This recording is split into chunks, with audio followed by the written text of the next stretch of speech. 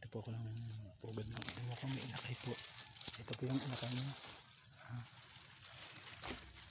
Ako ito babalikan pa ng nanay niya. Ito nakita ko sa pugad nito. Ito ang gaganda niya. Malalaki na. Yan ang alinuko mo. Ayan siya.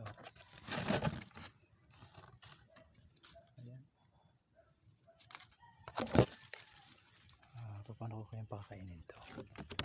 Ayan, wala yung ina niya.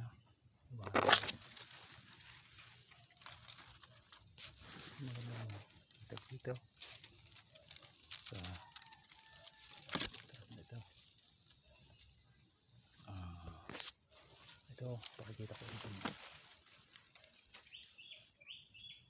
Ba't siya ng alimukom inakay? Inakay siya ng alimukom. Napakaganda niya. Mahilig pa man din